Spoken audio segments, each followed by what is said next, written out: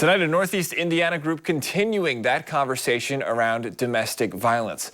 The Young Women's Christian Association were dropping flowers in the St. Mary's River today, which is part of Domestic Violence Awareness Month, to remember those lost and to honor the survivors. Fox 55's Kelsey Mannix is live tonight near the Wells Street Bridge with more on the importance of talking about domestic violence. Kelsey.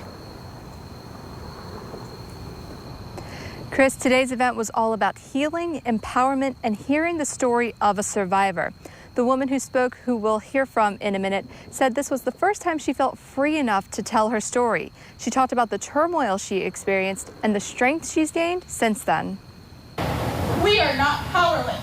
Jerrika Campbell's message to attendees at Flowers on the Water was one of healing and regaining strength after surviving domestic violence. We do feel alone, and we feel alone in our own homes. Our own home is not safe. Campbell says there were months when she wasn't sure she'd be able to heal after her experience, but she says speaking today, while emotional for her, was a big step in the process. I came here feeling really weak, and then after the speech, I feel very empowered. And though she only spoke for a few minutes, she felt the weight lift off her shoulders. I know people are like, healing takes a long time, but in that moment, a lot of healing came to me so quickly. Jennifer Rolfe with YWCA says domestic violence is one of the most underreported crimes, even though 1 in 4 women and 1 in 7 men will experience it in their lifetimes.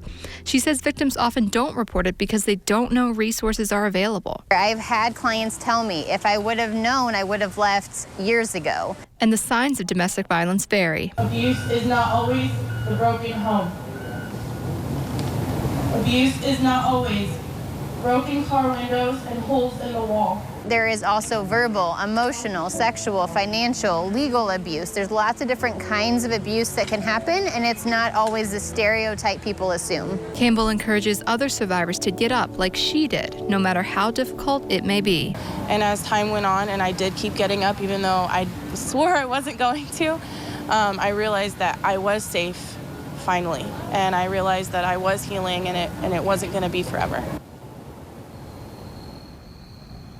And Jennifer with YWCA also said that the flowers floating down the river symbolized their individual clients' healing journeys as they go through that process. And we have posted the YWCA crisis line on this story on our website, WFFT.com, for anybody who might need it.